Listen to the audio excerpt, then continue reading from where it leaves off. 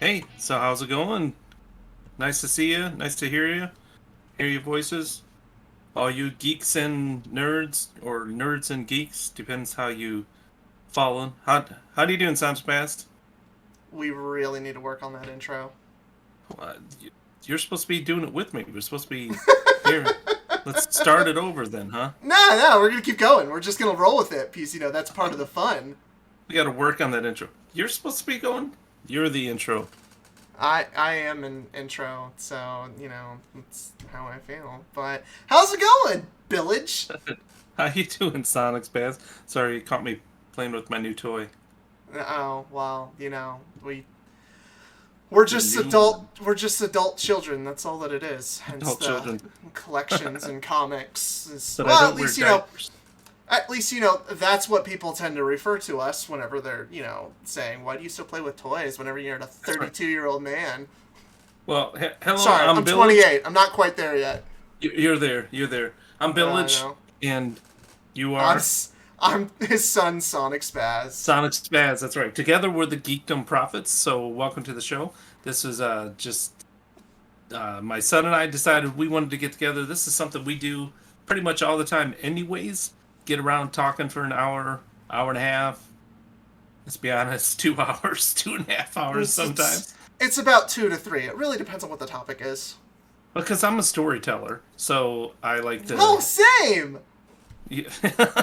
It just adds, like father, like son, we Uh do huh. it all. So we felt like there was something out there, like when we get around other people, my friends, his friends, more so his friends are already nerds. My friends are slowly starting to get into this whole idea of understanding the geekdom universe. No, no, So we no. came up with this. Your friends think that they're already nerds. You're just correcting them on the fact. That's right. That's right. They always like looking at shelves like this and they go, "Oh, I'm so glad you're okay, Bill. You found someone." Because I guess they figured maybe they'd be like you, like all that extra stuff, huh? And still looking for love in all the wrong places. I love my library. Thank you. I love it too. Are you kidding? It's fantastic. It's a So we 20-year came. journey. It's a turning your journey. So we came up with this idea. We mentioned it along the first podcast of the. There's so many people out there that feel geekdom, and I try not to make them feel geekdom when we're talking about things in front of them, like the difference between Marvel and DC and Star Wars getting bought out by Disney, and like what's the difference? Why isn't Deadpool in with the X Men, and now that the everything's getting changed over. Anyways, the whole idea that some people just felt like they were geekdom. So we wanted to help them along and help each other along this process. If we talk about, hey, if you feel geekdom, we're gonna help straighten you out a little bit. If you got any questions, things like that, you can write out. But also the idea that we can take what currently is happening in the subculture and kind of give it a little prediction about where we expect culture to be happening and where the changes may start with the subculture and how it affects with the big culture. Got anything to add there, Sonic? Well, if you have any questions about any of our topics, feel free to leave it down in the comments. That's right, because my son is way more intelligentsia on so many different variety of topics. We go from comics to movies to games to books to not so much music. Curtis more No, so no, no. music. I'm all music. I love my Yeah, music. he's all about the music. Mine would, my limited music is Striper and Third Day, and that's then I know all about. It's Sweet Comfort Band for those who old school Christian rock. That's what you get for growing up in the Bible Belt. No, you kidding? We lived in the Bible Belt. This was like the underground music you couldn't find because it was Oh, true. bad for Yeah. you. It was bad for you. Striper That's does right. have all their stories about how they were pretty much ostracized from everything, but that's a topic for another day. That's right. Not so much anymore. Striper rules. I'll bring up. We'll talk about them one day for sure. I'll bring out my albums. I still got them all. White LP. White. An LP Anyways, for those that are millennials and youngers Speaking of geekdom, Millennials, not on the millennials CD, have an obsession with not vinyl. on your phone. Yeah. Oh, that's true. The vinyl's coming back again. Yeah, see? I already had the vinyl music collection, before it started to get popular again. I had to actually track down my copies of Led Zeppelin. Yeah, I don't know how many thrift stops we went through. Thrift Oh stores. no, I worked at one, so they just came in and I bought them before they hit the shelf. Yeah, that started the. As you can see behind both of us, it all started there.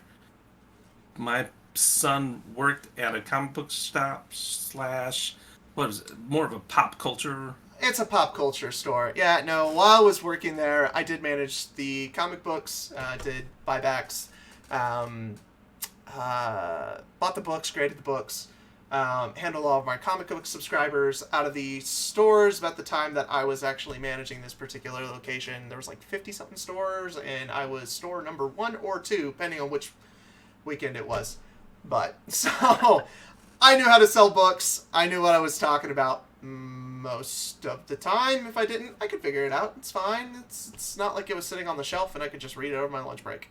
Well, and I know how to read books, except manga. No, you're just old and a little dyslexic, That's right. so it gets a No, little hard to read. you had to teach me how to read all those over your left shoulder there. I mean, I did get you to read Ghost in the Shell at one point, Yeah. but, Yep. I had you read the original Dark Horse version that read left to right like a regular American comic book. Yeah, I know. Yeah, you told me I could read it just normal. That's fine. Anyways, as we covered in our last episode, that being of the Jedi path and Yes. the Jedi Code, Star Wars. this particular one, we're going to be covering the Sith Code. And in relation to the Sith, guess what was just announced the other day, Dad? That's finally What? getting a figure. Darth Malak is finally getting a Star Wars Black Series figure. So, I'll have somebody to go with my Darth Revan. About freaking time, Disney. Thank Did you. It's about time. They're finally going into the expanded universe. But for those geeks and nerds who don't know, the EU expanded universe, now called the Those Legends books. material. All those books. All those books. All the stuff Right. that we grew up on. Right side. That's right. The truth. All. I own them all. I've read them all. Had everything, and then they changed the storylines. That's another topic for another day. It's devastating. But Star Wars has everything that's been printed outside of the movies and the cartoons, Clone Wars, have now been recategorized as legends. So if you go into Barnes and Noble, different bookstores, and all of a sudden you see all these books, and they say legends across it, you're like, oh, hey, it's a new storyline. It's a new book. No. It's the same story, but now they're just called legends. That they don't actually fall in what we call the canon universe of Star Wars. So what is not considered part of the movie or the cartoons. Those are all canon. These extra stories are legends or lores. And so to us, to me, these are still very personal. Along with Dark Malak, they also announced my favorite one, Mara Jade. Woohoo! Luke She's gonna be new. Skywalker's wife. Luke Skywalker's wife. I've had a crush on her ever since I started reading on her. That's weird. Yeah, it kind of sounded weird. She's my favorite. And then they got the actress to come out and pose just for those 2 cards for the Decipher original trading card games. Yeah, and that's the images that they've utilized since then for all promotion material for all of her design, from how she appeared in the comic books, how she appeared in all subsequent drawings of the comics. They're heavily based off that model, aren't they? Everything's based off of Shannon McCrandle. Everything that she did. So, but I have her autograph. Proud to say. Of course. You were there with me way back. Was that Celebration 2 or Celebration 3 that she did that signing? Celebration 2, I believe. Was it 2? I think it was 2, because that was the one that was in... They were both in Indianapolis. No, they were in Indianapolis. That's right. So yeah, it could have been 2 or 3, actually. I think it was 2, where we got her autograph, and then she showed up again in 3. She was at both of them, but we got it in 2. Anyways, I I also was a like to little collect kid. autographs. I don't That's remember. right. At that point, got- at that point I hadn't even read Heir to the Jedi yet. Well, Heir to the Empire, right. not Heir to the Jedi. That was a crap book, by the way. That's way down the line. That's way down the line. That is what we call Disney fan fiction. That's the what they now consider the true stories. But they have nothing new to go over. They have to come up with new names, new storylines. They don't have anything, they say. Well, Legends, the old EU, the actual fan canon, the one that the fans tend to, still maintain is the truth to the story of Star Wars, just had significantly better characters. I mean, let's face it, they did. Everything was way more fleshed out. You had actual rules in which characters had to govern their lives around, how the Force worked. And because of that, I think the old EU had significantly better Sith. Okay. So last time we talked about our favorite Jedi. So mine was Obi-Wan Kenobi. Mine was Jaina Solo. Yours to Jaina Solo. So this time, talking about that, developing characters, because I don't know this about you, actually. What is your favorite Sith? Or who is your favorite Sith? My favorite Sith. My favorite Sith to this day is Darth Bane. Yeah, okay. Yeah, and you got lucky. He's actually no longer part of Expanded Universe. Well, He's I got been lucky included. in that regard because he was created by George Lucas, and he's actually technically in the original scripts for what should have been in Episode 1. They just decided to cut it out. What part there? The part about Darth Bane being the founder of the Rule of Two, as Yoda was supposed to have said, it is actually in the book. Because that book was based off of the original scripts. That final sequence was actually cut out. That final line of dialogue indicating that Darth Bane was a legitimate character, along with Darth Plagueis. So the Rule of 2, for those of you, again, we're going to try to explain these things, hopefully, little sidebars. The Rule of 2 is that there can only be 2 bad guys, only 2 Sith. One is the master, one is the apprentice. One has the power, one craves the power. One craves the power, exactly. So they always want power. Power is the most important thing. So if you see in the Star Wars universe, it was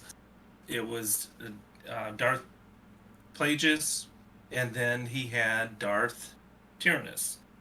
Tyrannus was killed, so then he. It was the other way around. It was Tyrannus was the master of Plagueis. Yes. So I'm mixing them up already. So, anyways, you see the Emperor. Was it Tyrannus or was it Tenenbaum? Tenenbaum. Tyrannus is Dooku. Dooku is Tyrannus. Yes. See, sometimes we get our names mixed up, but there's too many. Yeah, there's you a lot. doubt me. Star Wars, I know. The other stuff, Curtis knows all the rest there. But yeah, so you always see like the Emperor with Count Dooku, and then Dooku was killed off, so he needed a new apprentice. Guess who that apprentice was? Darth Vader. So there was only it's 2. Iconic. There can only be 2, because even Yoda says it in the movie. 2, there are only 2. Do we want to start with a bit of a history of the Sith? But, I mean, first you got to tell me who your favorite Sith Lord is. I told you mine. My favorite Sith... Okay, this is kind of a toss-up. I wanted to say it was an easy one to say it's Darth Talon, because... I mean, she's freaking hot. Awesome. Well, besides facts, she's freaking hot. She's just awesome. She could... she fought and withstood one of the best Jedis ever, Kate Skywalker. I think he's one of the biggest, strongest Jedis that are out there. Not again, this is the expanded universe. This takes place 125 years after the Battle of Yavin. So BBY. 3 generations removed from Luke Skywalker. Exactly. So this is his great-great-grandson. Yep. Great-great-grandson. So yeah, Darth Talon, but I was actually going to say, I think it's Darth Krayt. Oh. Who was Asher Head. I was thinking of Crate. I love Crate, but in reality, my 3 favorite Star Wars books are the Darth Bane trilogy. Well, yeah, they're awesome. I like Crate because he defines the whole concept of the Sith living in the shadows. I mean, so he's alive through all of this, through Star Wars, Empire, and Jedi. He lasts through all of that, all the way up until he's actually killed by Cade Skywalker. So he lives through all of that. When was Asherad Het banished from the Jedi Order? That was prior to the Clone Wars, because he goes back to the Tusken tribes. Yeah, he goes back to the Tusken tribe. Yeah, I'm pretty sure that was... I don't remember. Was that prior to the start of the Clone Wars? That was in the Emissaries Outlander series. Yeah, that would have been prior to the start of the Clone Wars. Like issues 7 through 12 of the original Star Wars Dark Horse. Yep. So then he would have lived throughout the entirety of the Clone Wars. Very much resented the Jedi after he found Obi-Wan wandering in the wilderness. That was in a Tales issue. Yeah, Tales. No. It wasn't a Tales issue. It was actually the background story. I forget which issue in Legacy that actually took place, but he explained his whole. Yeah, he explained his whole background of how he actually became a Sith Lord and stumbled into the Sith teachings, and it preserved his life, and he utilized the Yuuzhan Vong to continue to preserve his life. Well, so he proceeded to cheat death for almost hundreds of years. Well, at least 125, because he made it up until Cade Skywalker, and he was killed by Cade. So that to me was so more of a definition of what the Sith were, the purpose of utilizing that power for extended life. That's what they were always into, is more power, more power, more power. And to live that long and to go through all of those other Jedis, that to me was cool. He was pretty sweet. This is true. I like Craig. All right. If you're listening to this, you're watching this, let us know who your favorite Sith Lord is and why. Specifically Sith Lord. Or saying, no. I do that all the time. Asajj Ventress. She don't count. She's an acolyte. She doesn't count. She's an acolyte. She's not a true. So none of Dooku's inner circle acolytes from the Republic comics either. Oh, that's what you were talking about. Dooku's inner circle. You were like, you can't pick one of them. Yeah, they're not ones Sith. Exactly. The ones that actually become entitled Sith. The Darth. Those that follow Darth Bane's teachings. Because let's face it, we'll get into it, I'm sure, in the whole history of the Sith and why they ended up forming the way that they did underneath Darth Bane, and their code that they live by, and how Bane embraced that. But within it, Bane saw that the Sith were weakening because everybody chose that title. So, with Darth Bane's blessings and wishes and his understanding, you gotta follow the rule of 2, or you ain't a Sith Lord. He killed them all. He did kill them all. He killed them all with that thought bomb. He did. Thousands of Sith and Jedi were killed. And then he took his apprentice, Darth Zana. Yep. And brought it back to the rule of 2. I thought about Darth Zana too, but Darth Talon is way cooler than her. She was cool. I mean, I liked her. I liked her too. She was cool. She just doesn't have enough material to work with. It's after the, what was it, Dynasty of Evil, the 3rd book. Mm-hmm. I mean, she kind of vanishes from any future storytelling between her and her apprentice, Darth Millennium. Exactly. So I was going to give a little shout out here. I forgot to, if you're listening to this, if you've ever seen the movie Mars Attack, This actually came as a concept to me because of your Uncle Matt, my brother. He lives up in Ironwood, the frigid, cold north, and he would always, every time I start talking about... He hates himself. He loves it up there. He loves the snow. He's up there panking the snow. He's panking it real good. That's shoveling it and making sure it's packed in. if you don't know what painting the snow is. But my brother Matt, every time I start talking about the Star Wars action figures on a green back or an orange back carding, he'd just be like he had no clue. So this came actually from my brother Matt. So you can thank him. So tell Uncle Matt thank you. Whenever I'm you not going to see give him him. that pleasure. No, mercy. No. So we wanted to help all those who felt like you didn't know what was happening. All right, so the Sith Code. Last time we talked about the Jedi Code. So the Sith Code, kind of breaking it down. This is their code or their mantras, the thing that they would follow after, and everything that they did was wrapped up in this. So I'm just going to kind of read it, and we're going to break it down a little bit, kind of look at the philosophy behind it all. So their understanding of life is peace is a lie. There is only passion. Through passion, I gain strength. Through strength, I gain power. Through power, I gain victory. And through my victory, my chains are broken. The force shall free me. So this is a total contrast to the original, the Jedi Code. There is no emotion, there is peace. Well, now, the Sith Code is basically saying peace is a lie. There's only passion. So the exact opposite. This whole concept that they think that peace is a lie. And actually, this is where we're going to talk about some of the little truths that are hidden in there. Kind of the yin and yang, or yin and yang, or however you want to pronounce it. Yin and That yang. there's a what? Yin and yang. Yin and yang, yin yang, yin yang. Yin That there's a yang. little bit of truth in every lie, or there's a little bit of lie in every truth. That some people kind of live their life according to that. So, what do you think about that, Curtis? Is peace a lie? Oh, you know, to an extent, I say yeah. Is we're always dealing with something. We're always dealing with some level of conflict in our life where we feel like we can never exactly find peace, and whenever we find peace, we find it to be discomforting. Yeah, and then we go turn around and try to find something else.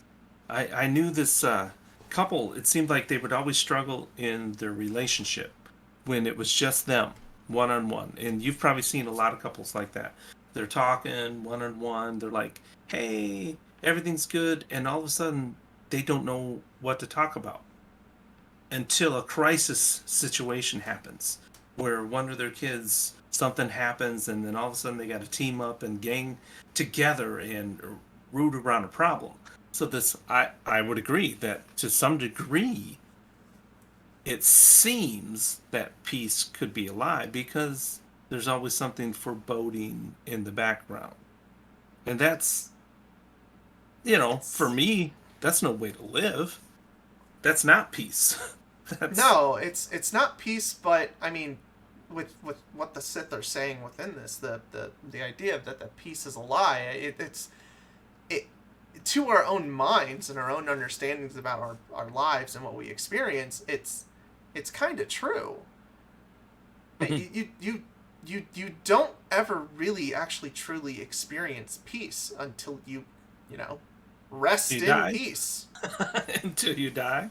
You're always Well, you're always dealing with some conflict. Like I can have days where I find my work day to be rather peaceful, but then at the same time I find it to be rather monotonous and tiring to do. And all of a sudden I feel my mind wandering and looking for some problem, something to fix, to relate to get my mind behind, where I can't seem at points to get my mind to settle down and actually be at peace with what I'm currently doing.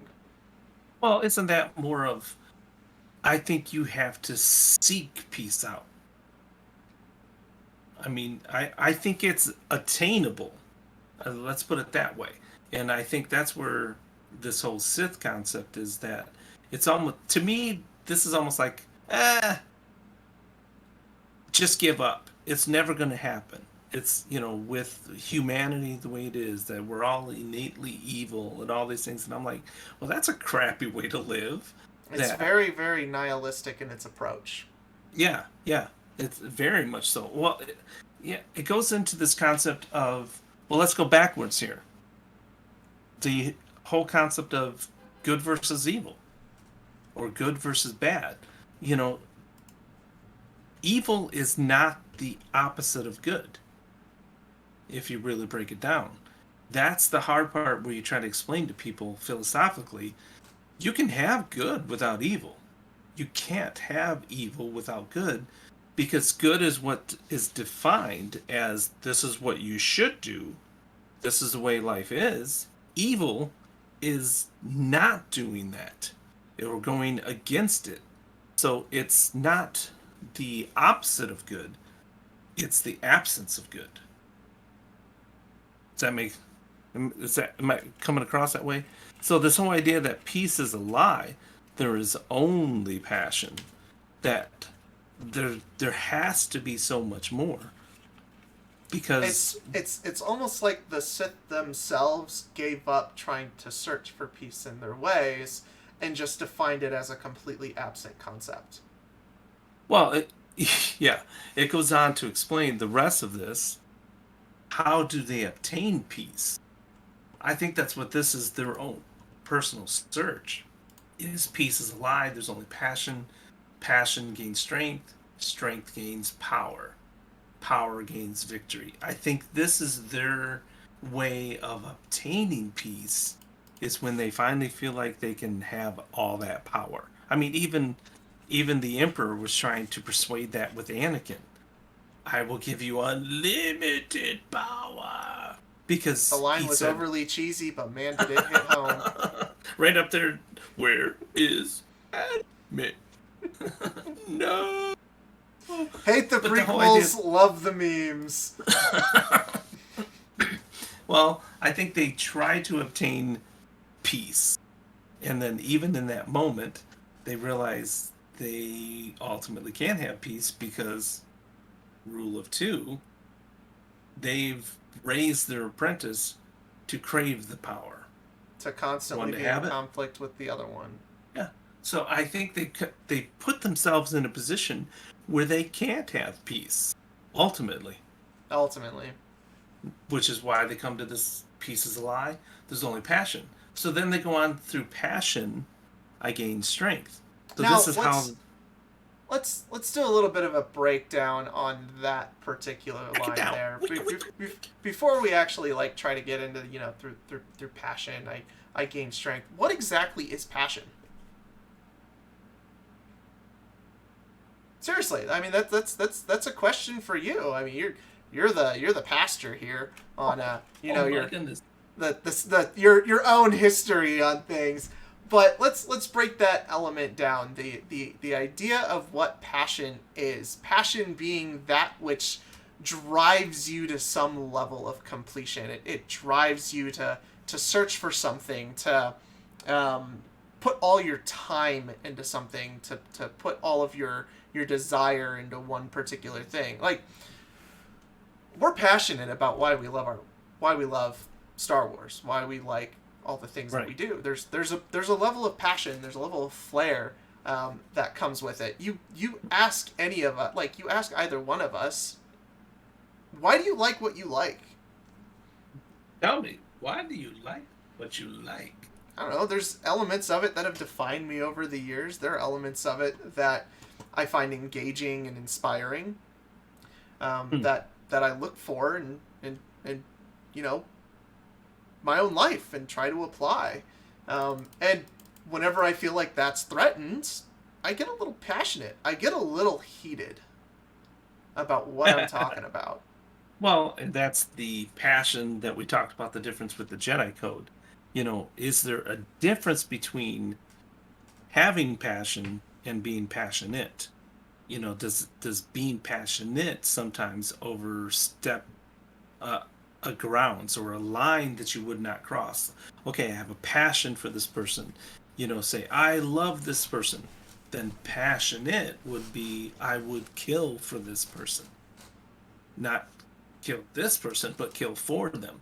Becomes more of a zealot, like John the Baptist and his followers were the zealots. They're this almost like a sect that branches out of someone that says, "Hey, I'm passionate." Like, what are those people who's throwing tomato soup at oil paintings? It's like, Oh, the stop oil people. Yeah, yeah, no, they get really passionate about what they're doing, and in the process of getting passionate about what they're doing, they destroy history and art.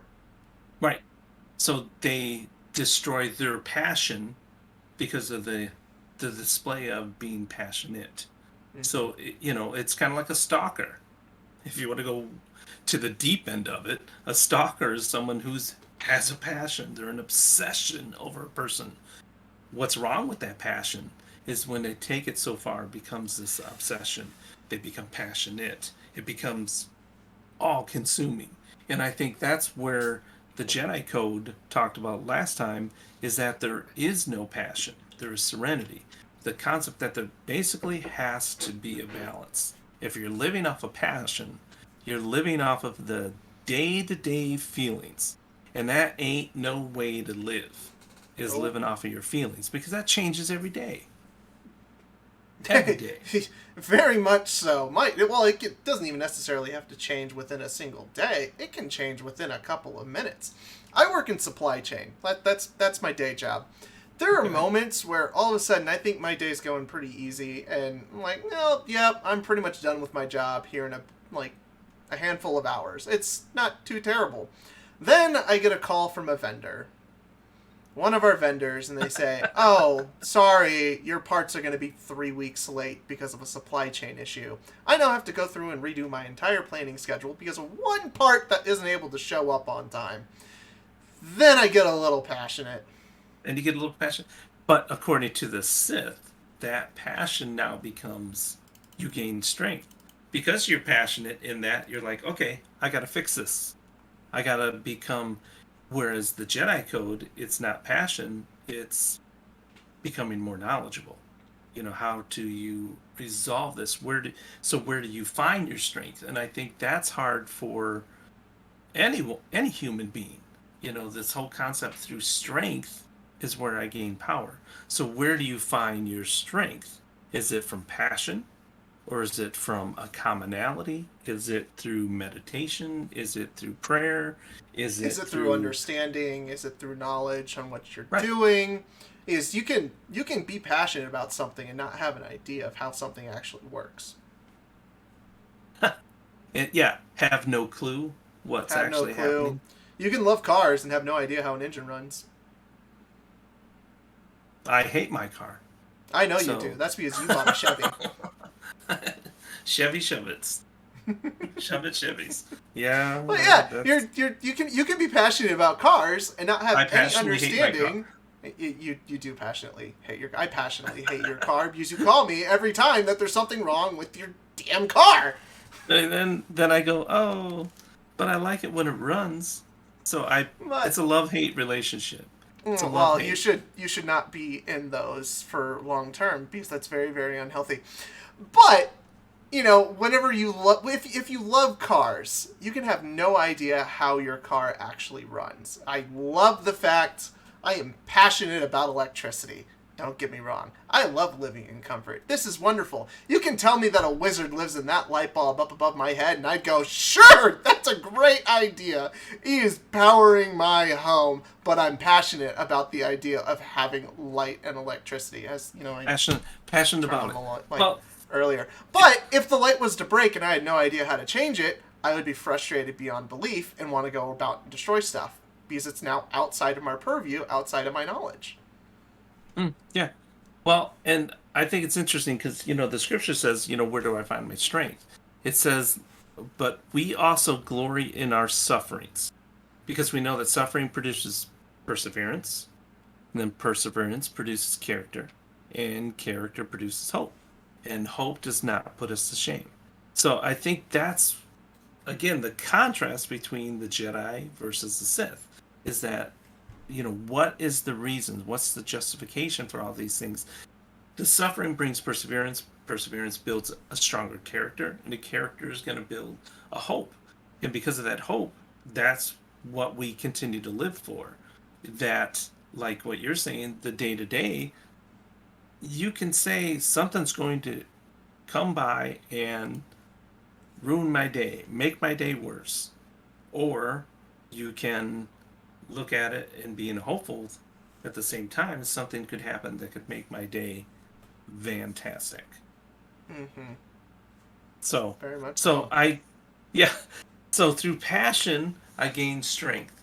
So let's look at the next part of here. So through strength, I gain power, and then through power, I gain victory. This always reminds me.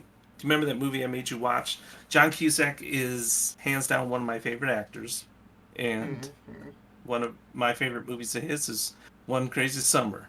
And so the whole idea without a Without an plan there is attack, no attack. without Without an an attack, attack there is there no is no victory. victory. I swear, whoever came up with the idea of the Sith Code had to have watched that movie a I had to number of watch that times. movie way back then. I'm like, who? I mean, Drew Karpyshyn. You're the one that wrote the Sith Code directly into Ooh, the Darth Bane books. into Is the is well, that what you came up with? Is that how went you came into up with that idea? Yeah, I book know. set. My own copy here. That's right. Yeah, for those of you who don't know, this is some of the stuff we're bringing out of is from this book, by the way, the Star Wars Book of Sith. Who actually wrote this? It's like a compilation of a bunch of This is people. Daniel Wallace. Who? Daniel Wallace was the primary writer Oh, okay. for it. He Looks wrote like all. I'm pretty sure he wrote all of these. you were all of it. Yeah. So that's kind of what we're dealing here. So that I love that movie, but through power I gain victory. That there basically has to be some sort of plan, some form of attack. Like I was saying before about some of these couples that you know that all of a sudden they have something to rally for. You've seen that in the modern day, crazy up and down cultures that are happening politically and subcultures that are happening. You give them something They and they rally will behind it. rally. They will rally. They will mob. They will do whatever it takes to get their point across. But before that, they probably never even heard of this situation. Or it was like, it was a mild irritation. And all of a sudden it became, this is the mountain It that they are became going to problematic to use their problematic. Yeah, terminology. that's right. The latest is ableist. You're ableist. You're an ableist. That one's been around The for a while. yeah, they A while. just Just love. it's now they can utilize it because they have people that are trying to get voted in that probably shouldn't be voted in because mental Shouldn't be capacity. voted. That's all, and that's all I got to say about that. All right, so the difference here is that there is no chaos, there is harmony. So this is through power I gain victory. So everything that the Sith do is a twisted form of the Jedi Code, essentially. So it's kind of like good versus evil or good and bad. People will change the darkness from the light. Even that concept, you can't have that. Darkness cannot overcome the light. If it's dark in a room and the light gets switched on, you can always see that light. Everybody's made different comic books, and the latest one is what's the one that Snyder's writing? With the big Nocturnal. dark, huh? Nocturna. Nocturna. There it is. The big day or the big night. The long What was night. the thing that happened where the darkness consumes the light. And it's a great storyline, but that doesn't happen in practical reality. The Plato's whole philosophy, the whole idea of that comes from the very beginning, that evil is not the opposite of the good. Evil is the absence of good. So we have to look at the difference of why the Sith are trying to do these things. Again, these are things that we could maybe fall in line with. So if we're in a dark place, if we're in a place that, like, hey, I'm looking for something hopeful to bring me out of it. Well, let's use, you take the good, you take the bad, you take both, and there you have the facts supplied. I got jazz hands going. Sorry, I'll keep them down. Your theater's showing. Your theater is showing. So, Plato comes hard into play here in some of the philosophies that were written with the difference between the Sith and the Jedi. So I don't think you can Plato, write it off. Hinduism. Yeah, oh yeah, it brings up so many different things in there. All right, so then the next step that we're talking about is through power I gain victory, but then through my victory, my chains are broken. Well, that's straight out of, the force is going to set me free. I mean, that's straight, counteracting what scripture says, the truth will set you free. And, everybody quotes it in movies. They like to joke about it. They like to say, "Ooh, the truth shall set you free." Well, Hallelujah. what is the truth? Oh my gosh, don't get Is into is the well in the case of the Sith and what they actually want to avoid? They well we'll look at Palpatine in the old EU. What was one of the primary reasons? Now, granted, this is a bit of a retcon that came about many years later through the book Darth Maul Lockdown. In that particular book, one of the things that ends up popping up, and this is prior to the formation of the CIS by Plagueis. This was Darth Maul running around doing all his own little secret side missions for Darth Plagueis and Darth Palpatine at the time. Well, Darth Sidious, not Darth Palpatine. Darth Sidious at the time. So he goes into an underground fighting ring, and one of the things that he stumbles upon is a being that doesn't register in the Force. That particular being, the Yuuzhan Vong, a Yuuzhan Vong spy. So they don't know what's going on, but they understand that they trace kind of the history of where this particular character came from, everything that, the reasons why he was where he was, that this particular Yuuzhan Vong warrior. Then they come to find out that this character, this Yuuzhan Vong that Darth Maul beats the crap out of with his bare hands. Man, I wish that was in the movies. But he beats the crap out of this Yuuzhan Vong warrior with his bare hands. They trace everything back and they find out this particular warrior that cannot be sensed in the Force is from outside of the known galaxy. So part of what they go back and do, part of the reasoning for why Palpatine does the things that he does, is to force a unification within the Galactic Senate, within the Galactic Empire, his future empire, to then eventually be able to combat the forces of the Yuuzhan Vong. But that doesn't really exactly go the way that he thinks it does, considering that he ends up then enslaving millions upon millions of people within the Empire. It's what he thinks is the right thing to do. Granted, Palpatine is also a bit of a narcissist, so he's gonna immediately think that his way of doing things is the correct way of doing things. And how many people are like that?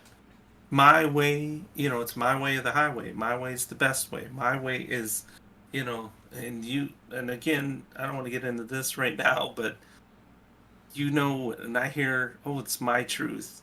Oh dear God, what a bunch of crap. My truth versus no, there's truth. It's your experience. Right. What your interpretation. What you experience is true. How you interpret it is very different from what actually happened. It's the Sith have this almost corrupted mindset of what it means to be true, and that the truth has absolutely nothing to do with what's based in reality for them. Truth has everything to do with who is currently holds the power. The power goes backwards along their Sith code. That is truth. So whatever the current power magistrate, whatever they say, that is truth. And that is the opposite of truth. That is that's more relativism than anything. That's not absolutism. Truth is truth. It's not relative. It is as hedonistic as can be. Right. It's like the concept, I would say, like, you have a guy that is standing in front of a door and he's holding his arm up. And so somebody walks by and says, "Oh, they from their point of view, it looks like he's holding this lady up with a gun." Then you look from another point of view, and there says, "Oh no, they're handing them a package." From the other point of view, it may look like he's about ready to give him a hug. Another point of view, it looks like he's pointing behind her. It depends. Each person's point of view is their perspective of the truth. So this is where it's that slow twist of how the Sith rules and how we see it even in modern day culture, is that there's a small twist to this, and we say, well, that's truth. No, that's your interpretation of the situation. That is not your truth. Because if that is your truth does not have the whole perspective. Therefore, your truth is, hey, let's go back to what does the Sith Code start with? Peace is a lie. Peace is a lie. I was going to say, let's bring this all back to the start of it. If peace is a lie for you, and there's only passion, and your passion drives you to gain strength, that strength drives you to gain power, that power then drives you to gain victory. Victory being whatever. It can be in control of something. Right. Now what you say, what you speak into existence, what you believe you speak into existence is truth, is the ultimate victory, is the point in which you say that the rest of the world and all of its vices and all of its deceits can no longer hold you in place, because what you speak is the only truth that matters. That's beautiful. Well, that's a perfect explanation of what would be like what we're going to call the life lessons here out of the podcast for the day. The parabolic reaction. How do we respond to what we're learning? Knowing the difference between the Jedi Code versus the Sith Code, and having a concept and an understanding that the truth can easily be twisted. And it's very subtle. It doesn't take much, but how we take that can sometimes be based on our situation. It can be based on our passion, our level of passion. It can be based on our level of strength. So if we're someone who's really strong, that's a bully person. If we could take this in a physical concept, they're going to take that and bully even more. Or do we take that strength and use it for good? Do we use it to help other people, which would be the opposite, the Jedi Code? Or do we look at this in a purely selfish manner? How can I use this for my gain? And unfortunately, that's what our world very much is. We've seen more and more displayed ultimately. But as we've said before, I love the concept of what we've heard before. Was it Rage the Fist? Was be the culture. Stop complaining about other people. I'm so sick and tired of hearing everything that somebody stands against, instead of standing up for what you love and standing up for what you're for. What are you passionate about? What's the good things? That's why we want to create this podcast, is the whole idea of things that we love and that we can talk about. We can say, okay, these are how some of these things can be twisted and how they can be turned and used against us. But by the grace given me, I say to every one of you, do not think of yourself more highly than you ought, but rather think of yourself with sober judgment in accordance with the faith that God has distributed to each of you. That to me is the difference between the Jedi and the Sith, and between what makes someone a wonderful human being versus somebody who's completely selfish and stuck in their truth, instead of understanding what's the greater truth. What is the full truth? Let's put it that way. As what was it, Cloud Atlas? The true. The true. The true. The true. So that in general is our wrap up as far as talking about the Sith versus Jedi. Curtis, you got any closing comments you want to make on that? No, I think I got them all with my last my last little rant there. I thought that was a beautiful rant. But before we go, I wanted to try one more thing with you, Curtis, because we love to talk and to talk about all kinds of things, but I wanted to see if I could stump you with something. Oh, You ready for this? okay. Okay. Since we're talking about Star Wars, so this is going to be specifically Star Wars. Okay, hit me. All right. This man, it was technically his last role before he died. This famous cowboy. Oh, famous cowboy. Last role before he died. So I remember reading about this a long time ago, but it's coming back around again. It's becoming popular again. That he actually was the voice for Garandon, the Imperial spy with the big long snout. Oh. In Star Wars: A New Hope. It was actually the voice of John Wayne. Was it really? Yeah, man. It's pretty cool. It's out there right now. It's like going along with Orson Welles, his final appearance being the voice of Unicron from Transformers. Oh, that is also true. That movie's finished in post. It was the last movie released after he passed away. But, okay, nope, you got me there. You got me with I got you. one. Okay, that was my trying to stump you. What do you got? So, we've been talking about the Sith and their dark tendencies to, kind of do some really, really crappy things. Because, they're the bad guys. That's what you're supposed to do. They're the bad guys. It's a really good bad guy. George Lucas had the good and the evil. But, within those particular stories, there tends to also be a bit of a redemption arc, and quite a few of them. And with that, there's a particular character that was only ever in the comics that made an appearance in the Star Wars The Clone Wars video game from 2003. Which character is it? Star Wars 2003 made it in the video game? He's actually in the video game. And if you're talking a story arc, Exar Kun? Ooh, you're close. Qualdroma? Oleg Qualdroma is Qualdroma. in the Clone Wars video game Right. as a Force Ghost. Now, everything about that game revolves around Exar Kun's plan, specifically with the Dark Harvester. Right. That is the only time that Oleg Qualdroma has ever appeared directly in a source material outside of the comic books. Okay, I was close. You were close, but then you also have to remember that particular character inspired so much from the KOTOR video games, too. And the fact that he actually never made an appearance in those games whatsoever, and it took until the 2003 video game for the Clone Wars that he actually appears in a video game, and it's the only one. That's the only one. All right, well... That was actually the first time that I ever heard that name, and so whenever you introduced me to the Tales of the Jedi comics... That's actually what kind of got me really into it, was that entire concept of the original Sith Wars from, 5,500 BBY?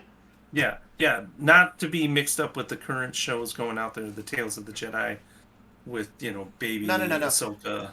These are the really, really good comics that inspired a ton of crap. They were predominantly written by Kevin J. Anderson. That's right. Outside of, the first story arc was... David Veitch? I think it was David Veitch. I know the last name was first Veitch. one with Dark Empire? He did the first one, and then he left, and Kevin J. Anderson finished him out. Well, there's our hope. The way to end this podcast here is the hope that there is a story arc, even with these guys like Curtis showed Darth Revan, Oleg Qualdroma, Exar Kun, that there's a story arc for several. Even Darth Vader redeemed at the very end to go back to Anakin Skywalker. That you are not stuck along the path of the Sith Code. That you can switch over even in your life. If there's things that you've done, things that you're going through, don't feel like you're so stuck in this situation that you can't get out. Reach out. And the best thing is having even the Jedi Code is having others. Not just the rule of two. making sure that there's others around you, someone that can give you hope.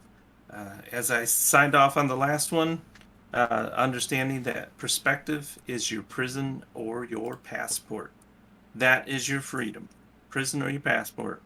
All right, so let's wrap it up, Curtis. Let's hit that song from my Alrighty. wonderful brother. We'll see you guys later. All right, Bye. this is the Geekdumb Prophets. Peace out. See ya.